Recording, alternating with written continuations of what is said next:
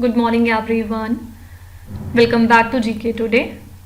आई hope आप सब बिल्कुल ठीक होंगे और आज हम डिस्कस करेंगे 23 जनवरी के सबसे मोस्ट इम्पॉर्टेंट करंट अफेयर्स। चलिए अपना सेशन हम स्टार्ट करते हैं।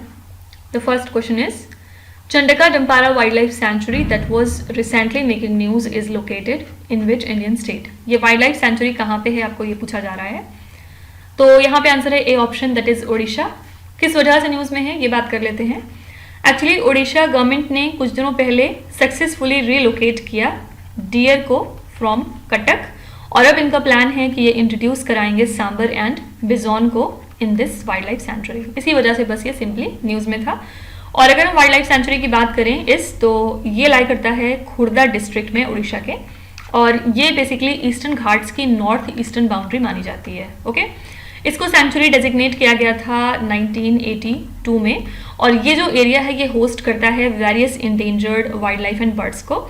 यहाँ का जो क्लाइमेट है वो ट्रॉपिकल है, यानी कि इसका ट्रॉपिकल क्लाइमेट होता है। इसी वजह से यहाँ पे विंटर, समर और रेनी सीजन्स आपको देखने को मिल सकते हैं। जो इसके फ्लोरा हैं उसमें बहुत सारी चीज़ें आती हैं, जैसे कि धमन हो गया, जम्मू हो गया, कंसा, कुसुम वगैरह। और फौना में भी बहुत सारी चीज़ें हैं, जैसे कि एलिफेंट्स, चीतल, बार्किंग डियर, वाइल्ड बोर और रीसस मंकी, पैंगोलिन, ये सब चीज़ें। फाइन। तो यहाँ पे चूंकि ये सेंचुरी न्यूज़ में थी, बस सिंपली याद रखिएगा कि इसकी लोकेशन क्या है। Answer is Odisha. यहाँ पे हमारा कीवर्ड रहेगा वाइल्ड लाइफ सेंचुरी, और अगली स्लाइड में हम एज अ रिवीजन कुछ वाइल्ड लाइफ सेंचुरीज को रिवाइज करेंगे जो कि पिछले कुछ महीनों में चर्चे में थी। The Brahmagiri Wildlife Sanctuary, which was recently in the news, is located in which Indian state? Brahmagiri Wildlife Sanctuary लाई करती है कर्नाटका स्टेट में। Eagle Nest Wildlife Sanctuary recently seen in the news is located in which Indian state? Eagle Nest Wildlife Sanctuary है अरुणाचल प्रदेश में। Kambalakonda Wildlife Sanctuary, where Eastern Ghats Nature Interpretation Center is being opened, is located in which Indian state? आपसे simply ये भी question पूछा जा सकता है कि eastern Ghats nature interpretation centre कौन सी वाइल्ड लाइफ सेंचुरी में बनाया जाएगा। Answer is Kambalakonda wild life sanctuary, और इसकी लोकेशन क्या है? आंध्र प्रदेश। ठीक है। Nauradehi sanctuary and the Durgavati sanctuaries are located in which state और द यूनियन टेरिटरी? ये दोनों सेंचुरीज आपको मध्य प्रदेश में मिल जाएंगी। Madhai wild life sanctuary is located in which Indian state? ये सेंचुरी लाई करती है गोवा में। और लास्ट है Gandhi Sagar sanctuary is situated in which state और the union territory? Gandhi Sagar sanctuary है मध्य प्रदेश में। ठीक है। नेक्स्ट है green rooms recently in the news, recently seen in the news, here it should be, is associated with which country? Green rooms जो कि आजकल चर्चे में है, ये किस कंट्री के साथ रिलेटेड हैं? तो यहाँ पे आंसर है यूक्रेन। ग्रीन रूम्स हैं क्या, बेसिकली इनके बारे में बात कर लेते हैं। ये स्पेसिफिकली इक्विप्ड स्पेसेस होंगे जो कि फैसिलिटेट करेंगे इंट्रैक्शन को between the police officers and the child survivors. Child survivors कहाँ पे हैं, यानी कि किस कंट्री की बात हो रही है? Answer is Ukraine. यूक्रेन में जो चाइल्ड सर्वाइवर्स हैं उनके और पुलिस ऑफिसर्स के बीच में एक कोलैबोरेशन बैठाने के लिए इस ग्रीन रूम को स्टैब्लिश किया जा रहा है। बेसिक गोल ये है कि ट्रस्ट बिल्ड हो सके लॉ इन्फोर्समेंट में among the children and youth. ठीक है। तो UNDP, United Nations Development Programme, और डेनमार्क की जो गवर्नमेंट है वो मिल के लॉन्च कर रहे हैं ग्रीन रूम्स को यूक्रेन के अंदर। ठीक है। तो ये बात भी याद रखिएगा कि कौन सी दो बॉडीज इसमें इन्वॉल्व हैं, यूएनडीपी एंड डेनमार्क। कहाँ पे इसको बनवाया जा रहा है? तो आंसर इज यूक्रेन। पर्पस क्या है? ताकि यहाँ पे जो यूथ हैं, यानी कि जो बच्चे हैं वहाँ के, जो सर्वाइवर्स हैं, उनके और पुलिस ऑफिसर्स के बीच में एक तालमेल बैठाया जा सके। यहाँ पे हमारा कीवर्ड रहेगा कंट्री, और अगली स्लाइड में हम कुछ इंटरनेशनल करंट अफेयर्स रिवाइज कर लेंगे। पहला क्वेश्चन है Which country in India's neighborhood has decided to impose a one-year ban on Chinese research vessels in its exclusive economic zone? हाल ही में श्रीलंका ने डिसाइड किया है कि वो इम्पोज करेंगे 1 साल का बैन चाइना के रिसर्च वेसल्स के ऊपर अपने एक्सक्लूसिव इकोनॉमिक जोन में। From 1st of January 2024, in which country same-sex marriage received legal recognition? कौन सी कंट्री में सेम सेक्स मैरिज हाल ही में अलाउ हो चुका है? ये कंट्री है एस्टोनिया। 1 जनवरी से यहाँ पे अब सेम सेक्स मैरिज को लीगल कर दिया गया है। Margaret II, who recently announced to abdicate the throne, is the queen of which country? Margaret II queen थी डेनमार्क कंट्री की, और ये कुर्सी पे बैठी थी 52 ईयर्स तक, और फाइनली अब इन्होंने डिसाइड किया है कि ये अपने थ्रोन को एब्डिकेट करेंगी, यानी कि छोड़ेंगी, और किसको दे रही हैं? तो अपने ही बेटे को ये किंग बना रही हैं। ठीक है। डेनमार्क के बारे में एक और न्यूज़ आई थी पिछले दिनों।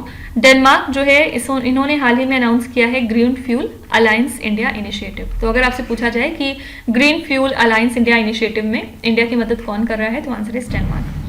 General Dong Jun who was recently seen in the news is the defence minister of which country? General Dong Jun बन चुके हैं चाइना के नए डिफेंस मिनिस्टर। अगर आपसे पूछा जाए कि डोंग जुन किसको रिप्लेस कर रहे हैं तो आंसर हो जाएगा जनरल ली शैंगफू। ठीक है, जनरल ली शैंगफू के बाद अब नए डिफेंस मिनिस्टर चाइना के बन चुके हैं general Dong Jun. Which country has recently launched Fateh 2 which is a multi-launch rocket system? Fateh 2 एक multi-launch rocket system है पाकिस्तान कंट्री का। ओके, नेक्स्ट है who has been appointed as the Director General of सशस्त्र सीमा बल? DG कौन नए बन गए हैं एसएसबी के? यहाँ पे आपका आंसर हो जाएगा A option, that is Daljeet Singh Chaudhary.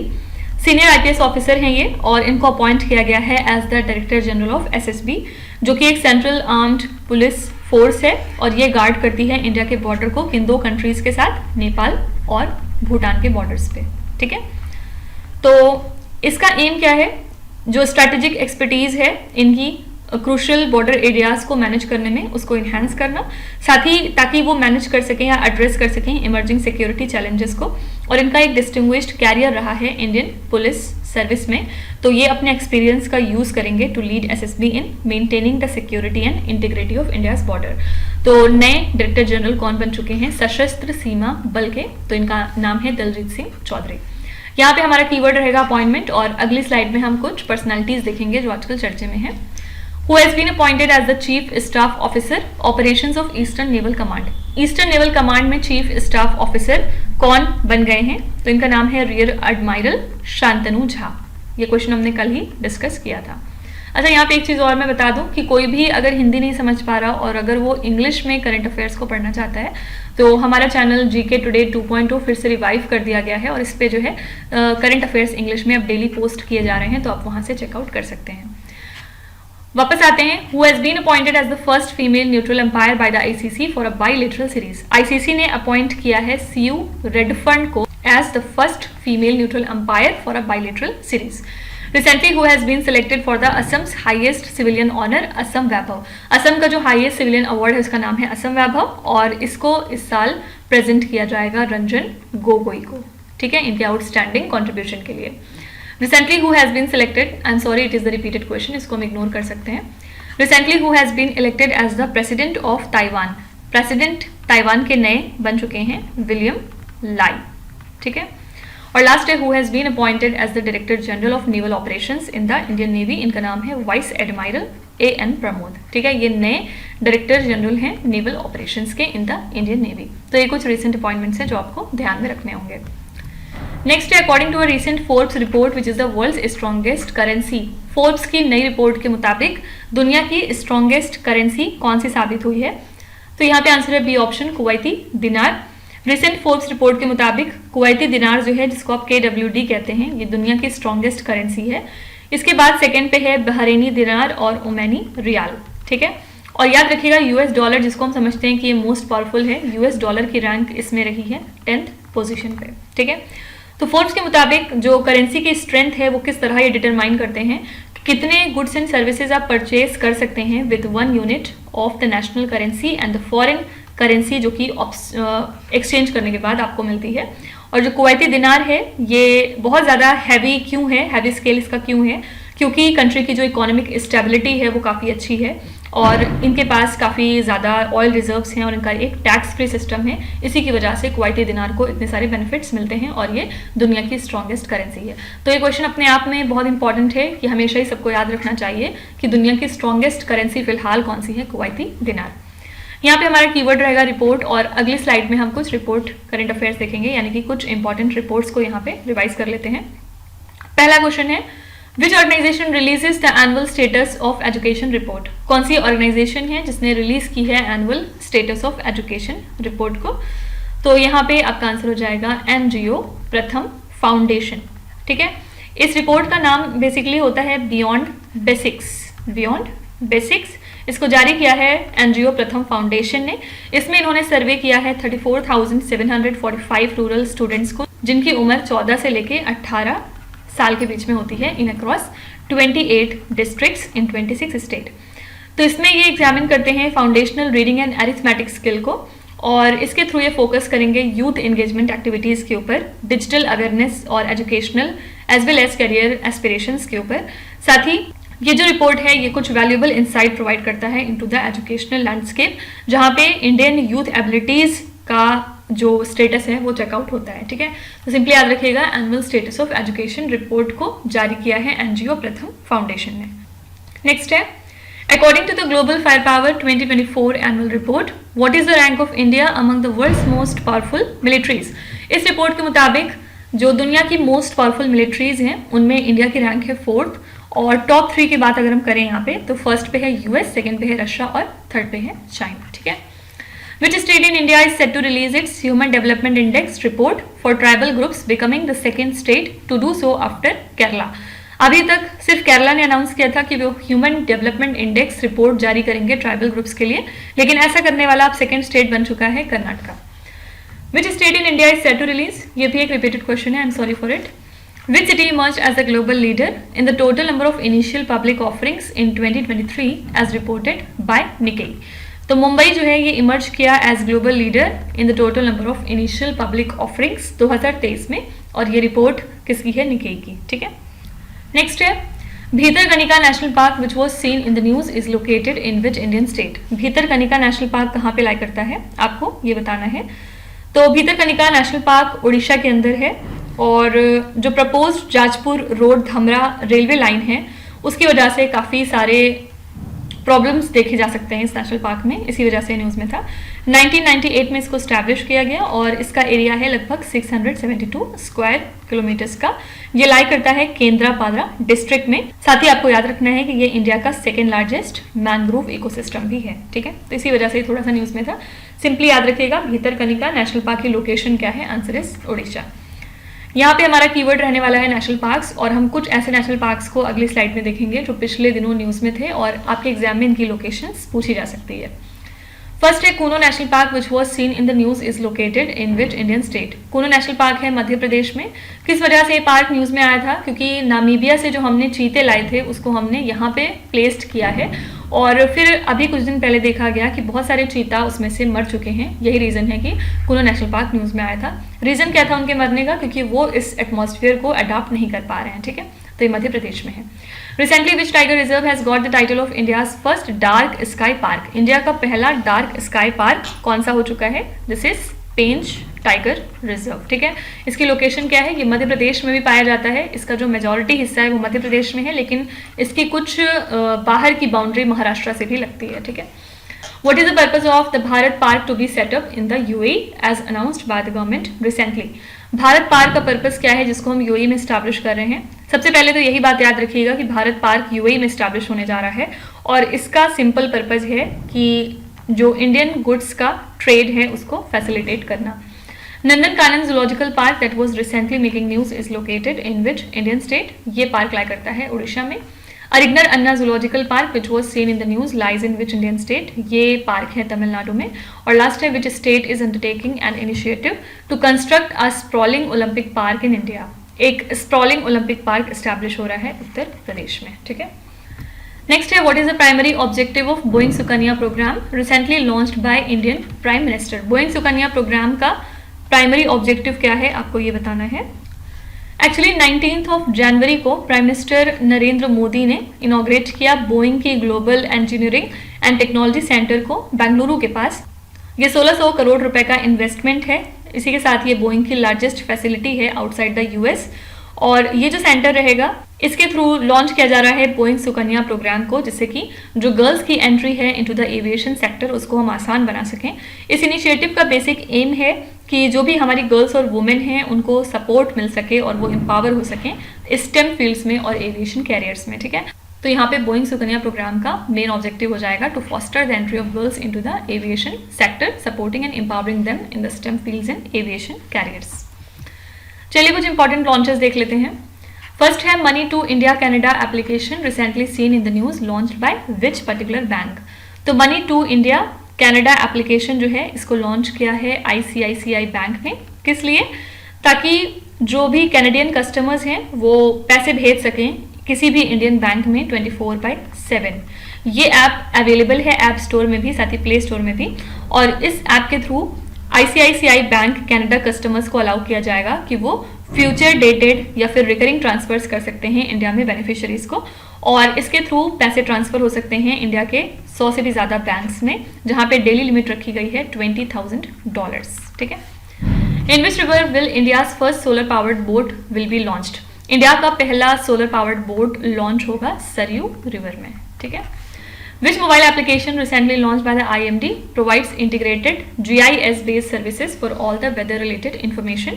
इस एप्लीकेशन का नाम रखा गया है मौसम। मौसम के थ्रू प्रोवाइड करेंगे ये इंटीग्रेटेड GIS बेस्ड सर्विसेज सभी वेदर रिलेटेड इंफॉर्मेशन के लिए। Which state launched Operation Amrit to combat the antimicrobial resistance? इसको लॉन्च किया केरला ने ताकि वो टैकल कर सके एंटीमाइक्रोबियल रेजिस्टेंस को। Which public sector space enterprise will launch India's GSAT-20 satellite aboard a SpaceX rocket later in 2024? इसका नाम है न्यू स्पेस इंडिया लिमिटेड। ठीक है, ये लॉन्च करेंगे इंडिया का GSAT-20 satellite with the help of SpaceX rocket later in 2024। Next है, which style of architecture was used in the construction of the Jagannath temple recently seen in the news? जो Jagannath temple की construction है उसमें कौन सी architectural style का use हुआ है आपको ये बताना है। तो ये बेस्ड है कलिंगा आर्किटेक्चर के ऊपर।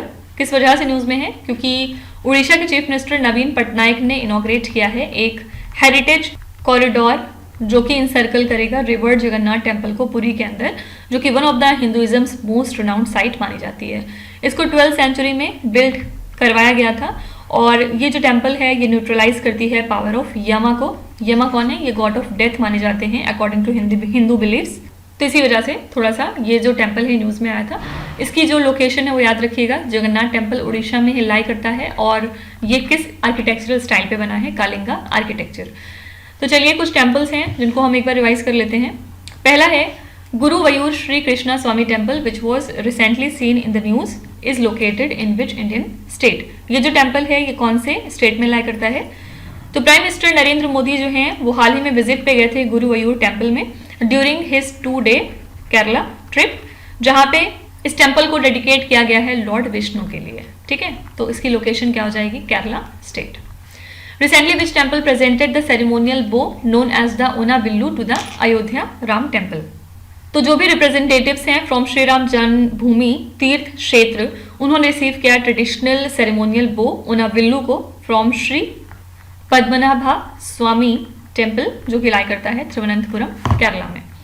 योग Maya temple that was recently making news is located in which Indian city? Yog Maya temple है दिल्ली में। The Lingaraj temple that was recently making news is located in which city of Odisha? Lingaraj temple की लोकेशन है उड़ीसा। अगर आपसे और डेप्थ में जाके सिटी पूछेंगे तो आंसर इज भुवनेश्वर।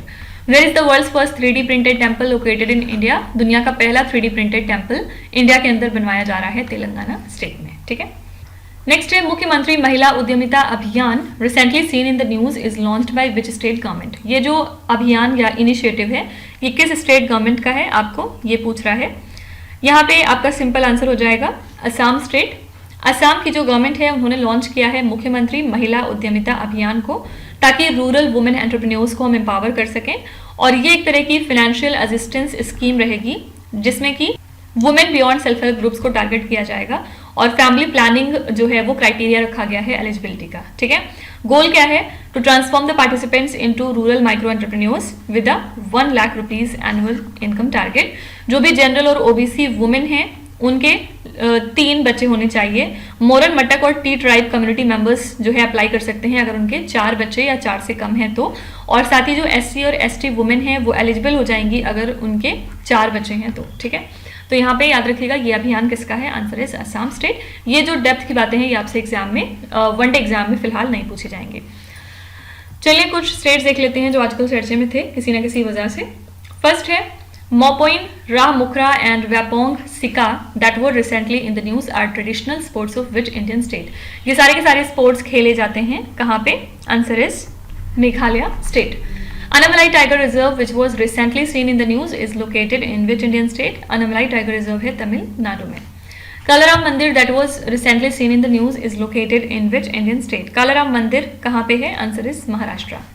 कच्ची kharik dates which has recently received a GI tag belongs to which Indian state? ये खजूरों की एक वैरायटी है गुजरात से और हाल ही में इसको GI टैग दिया गया। Atpadi Conservation Reserve recently seen in the news is a new conservation reserve of which Indian state?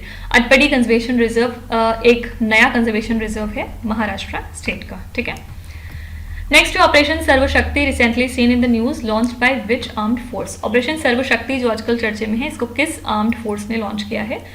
तो इंडियन आर्मी ने इनिशिएट किया है ऑपरेशन सर्वशक्ति को जम्मू एंड कश्मीर में, ताकि वो टेररिज्म को काउंटर कर सकें, और ज़्यादातर इसमें फोकस किया जा रहा है पीर पंजाल रेंज को। ठीक है, ये एक सिग्निफिकेंट माउंटेन चेन है वेस्टर्न हिमालयाज की, जो कि हिमाचल प्रदेश तक जाती है और डिस्प्यूटेड जम्मू एंड कश्मीर में भी इसका कुछ हिस्सा लाई करता है, और फर्दर फिर पाकिस्तान तक ये जाती है। तो ये सर्व करती है as the largest range in the lesser Himalayas, और ये एक्ट करती है एज अ नेचुरल बैरियर जो कि सेपरेट करती है कश्मीर वैली को जम्मू रीजन से। ठीक है, तो ऑपरेशन सर्वशक्ति को इनिशिएट किया था इंडियन आर्मी ने। चलिए कुछ ऑपरेशंस देख लेते हैं जो आजकल न्यूज में थे। पहला क्वेश्चन है यहाँ पे, what is the objective of recently established operation prosperity guardian initiative? Operation prosperity guardian initiative का ऑब्जेक्टिव क्या था? जो भी मैरीटाइम सिक्योरिटी थ्रेट्स अराइज हुए थे बिकॉज ऑफ हाउती रेबल्स, कहाँ पे? रेड सी रीजन में, उनको टैकल करने के लिए। ठीक है, तो इस इनिशिएटिव का मेन एम क्या था? To curb the maritime security threats by the Houthi rebels in the Red Sea region. Operation Sesha which was launch recently aims to curb the illegal trade of. Operation Sesha को launch किया गया था ताकि हम timber के illegal trade को रोक सकें। Operation chakra 2 which was seen in the news is associated with which institution? Operation chakra related है सेंट्रल ब्यूरो ऑफ इन्वेस्टिगेशन यानी कि सीबीआई से। What is the name of the operation launched by India to bring back its citizens from Israel and Palestine? तो Indian government ने एक operation launch किया था जिसका नाम है ऑपरेशन अजय, ताकि इसराइल और पैलेस्टीन में फंसे हुए इंडियन सिटीजन्स को हम वापस इंडिया ला सकें। India launched operation Karuna to assist which country? Operation Karuna को हमने लॉन्च किया था म्यांमार कंट्री के लिए, इस कंट्री की हेल्प करने के लिए। क्यों? क्योंकि म्यांमार कंट्री को अफेक्ट किया था लास्ट ईयर साइक्लोन मोका ने। ठीक है, आपको बताना है कि ऑपरेशन कावेरी को हमने क्यों लॉन्च किया था, या फिर कौन सी कंट्री से हमारे सिटीजन्स को वापस लाने के लिए इंडियन गवर्नमेंट ने ऑपरेशन कावेरी को लॉन्च किया था। अगर आपको पता है तो आप अपना जवाब कमेंट्स में जरूर मेंशन करिएगा। Recently who became the first Indian player in 35 years to beat a seeded player at a grand slam? हाल ही में सुमित नागल जो हैं ये बन चुके हैं पहले इंडियन सिंस 1989 जिन्होंने डिफीट किया एक सीडेड प्लेयर को एट अ ग्रैंड स्लैम, और इन्होंने किसको हराया है? तो याद रखिएगा अलेक्जेंडर बुबलिक को। ठीक है, इसी के साथ इन्होंने बहुत ही पुराना रिकॉर्ड तोड़ दिया है। और जैसे कि हम जानते हैं कि ग्रैंड स्लैम टूर्नामेंट्स में क्या क्या खेला जाता है? ऑस्ट्रेलियन ओपन होता है, फ्रेंच ओपन होता है, विंबलडन होता है और यूएस ओपन होता है। और ये most crucial annual tennis events हैं जो कि डिफरेंट सर्फेसेस के ऊपर खेले जाते हैं। ठीक है, तो यहाँ पे ये हिस्ट्री क्रिएट की है सुमित नागल ने। कहाँ पे क्रिएट की है? तो आंसर इज ऑस्ट्रेलियन ओपन में। ठीक है, चलिए कुछ स्पोर्ट करंट अफेयर्स देख लेते हैं। Recently which player has become India's number 1 chess player surpassing the Viswanathan Anand? India के नंबर 1 चेस प्लेयर बन चुके हैं आर प्रगनंथा, और इन्होंने सरपास कर दिया है विश्वनाथन आनंद को। Recently who received the best FIFA men's player award? Best FIFA men's player award दिया गया है लियोनेल मेसी को। Which player has become the fastest bowler to take the 7 wickets in an ODI international match? Here answer is Wanindu Hasaranga. ये fastest bowler बन चुके हैं जिन्होंने 7 wicket लिए किसी भी ओडीआई इंटरनेशनल मैच में। Shaun Marsh who has recently retired from cricket is a player from which country? हाल ही में इन्होंने अपना रिटायरमेंट अनाउंस किया और ये ऑस्ट्रेलिया के लिए खेलते थे। David Warner who has retired from one day international and test cricket is a player from which country?